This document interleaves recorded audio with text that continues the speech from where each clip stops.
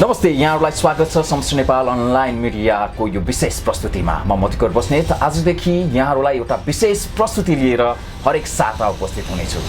Weekend इनसाइटको नाम दिएको यो विशेष प्रस्तुतिमा समाजमा घटेका विभिन्न परिस्थितिहरूलाई प्रकाश पार्दै समस्याहरूमाथि चिरफार गर्दै समाधानको बाटो अपनाउने एउटा विशेष भूमिकामा म उपस्थित हुनेछु।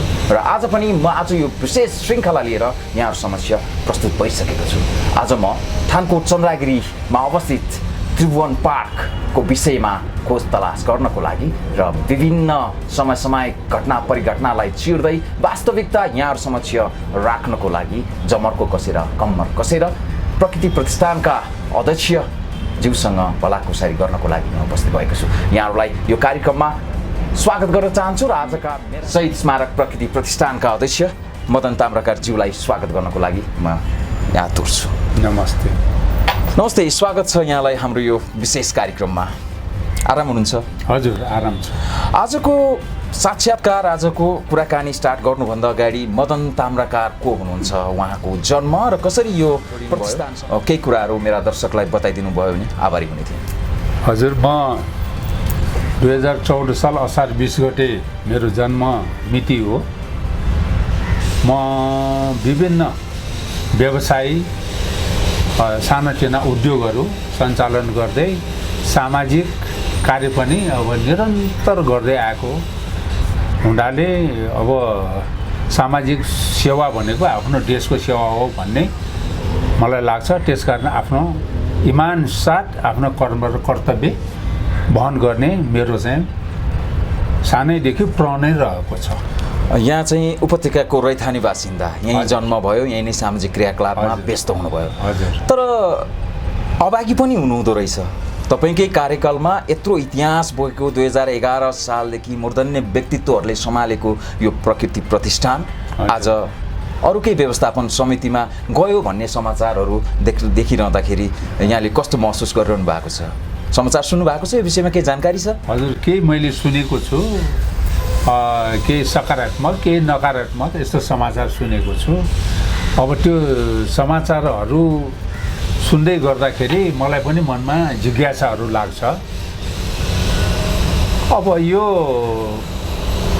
साबिक शेर्पा त्रिभुवन स्मारक समिति यो 2011 साल चैत्र 9 गते स्थापना भएको हो।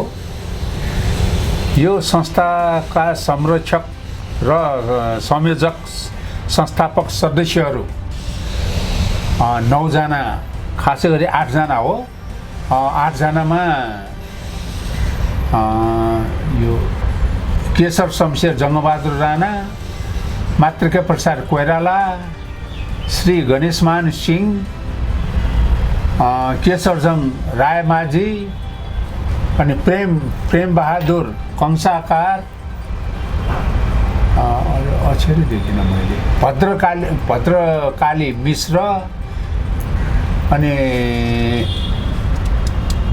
दयावीर सिंह कंसाकार अनि सिद्धिचरण श्रेष्ठ अनि सुवर्ण शमशेर जबरा, यसरी 9 जना उहाँहरू चाहिँ संस्थापक हुनुहुन्थ्यो। उहाँहरूबाट स्थापना भएको।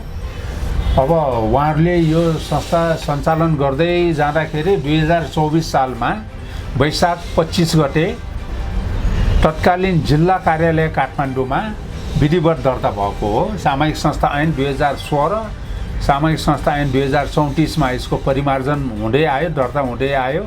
यसरी यो आजको दिनसम्म यो जीवित छ। र राजा त्रिभुवनको स्मृति, उहाँ एउटा प्रजातन्त्रवादी राजा भएको हुनाले उहाँको स्मृति कायम गर्ने उद्देश्यले ठानकोटमा एउटा पार्क बनाउने यो निर्णय अनुसार यसरी चाहिँ यो पार्क निर्माण भएको रहेछ। त्यो पार्क निर्माण गर्नलाई त्यहाँको जग्गा खरिद गर्न यो संस्थापकहरू र त्यसका सदस्यहरू सबै मिलेर उद्योगपति, व्यापारी, व्यवसायी, समाजसेवी उहाँहरूसँग आर्थिक चन्दा सङ्कलन गरी र सरकारसँग केही अनुदान लिई यहाँ चाहिँ रोपनीको 2000 को दरमा सुरुमा 112 रोपनी जग्गा खरिद गरेको रहेछ।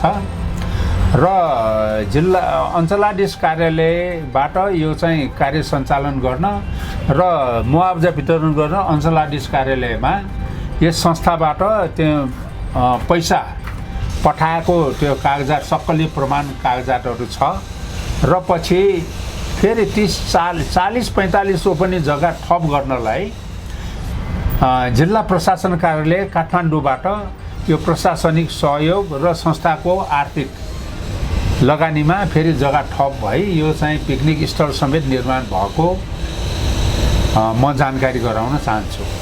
यति धेरै महत्त्वपूर्ण व्यक्तित्वहरू जसले नेपाललाई उल्लेखनीय योगदान पुर्याउनु भएको छ, केशर शमशेर जबरादेखि सिद्धिचरण श्रेष्ठ लगायत गणेशमान सिंह लगायतका व्यक्तित्वहरूले स्थापना गर्नुभएको त्रिभुवन पार्क स्मृति प्रतिष्ठान मार्फत रहेको यो पार्कमा एकाएक यो व्यवस्थापन समितिको यो युद्ध हामीले जुन देखिरहेका छौँ, यो कसरी उत्पन्न भयो? किन यत्रो ऐतिहासिक महत्त्व बोकेको त्रिभुवन पार्क आज तछाड र मछाडको अवस्थामा यहाँसम्म आइपुग्दाखेरि यो के कमजोरीले भयो? तपाईँ भन्नुहुन्छ यो प्रतिष्ठान यो समिति जीवित छ, एउटा संस्था जीवित हुँदाहुँदै अर्को समिति अर्को संस्था कसरी त्यहाँ काम गर्न पुग्यो, के लाग्छ यहाँलाई? अब यो संस्था आजको दिनसम्म यो संस्था एकदम वैधानिक छ। श्री जिल्ला प्रशासन कार्यालयमा यसको नवीकरण सम्पन्न भइसकेको छ।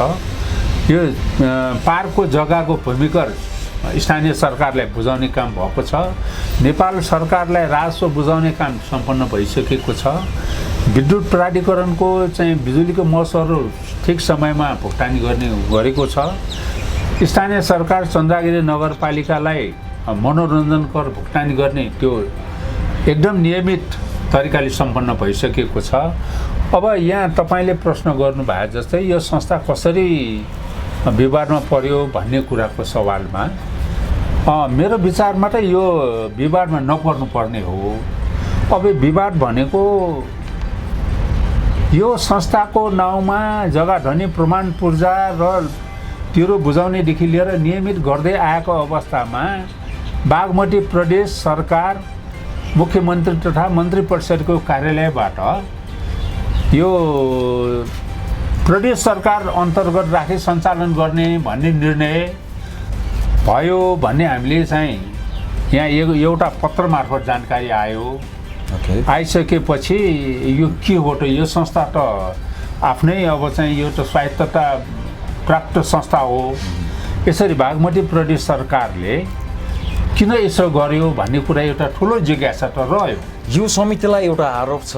एउटा आरोप कस्तो छ भने आम जनसमुदायहरूमा त्यो किसिमको चाहिँ चर्चा भएको छ व्यापक रूपमा, चिया दोकानमा र सरकारवाला व्यक्तित्वहरू जो चाहिँ त्यहाँका स्टेक होल्डर हुनुहुन्छ, जसले त्रिभुवन पार्कलाई पार्क बनाउनको लागि जग्गाहरू उपलब्ध गराए।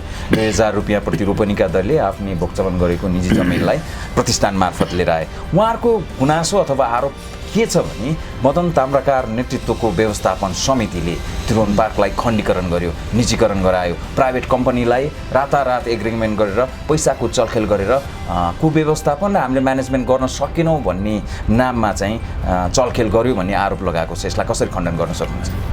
होइन, अब खण्डन त किन गर्नु पर्यो र, तर वास्तविक कुरा चाहिँ भन्छु म। तत्कालीन अध्यक्ष सुश्री शान्ता श्रेष्ठ त्यति बेला उहाँ 78 वर्ष करिबको हुनुहुन्थ्यो। मैले यहाँलाई रोकेँ, यहाँ कतिौँ अध्यक्षको रूपमा अहिले जिम्मेवारीमा हुनुहुन्छ? त्यो म यही क्रममा भन्दै जाउँ। हुन्छ।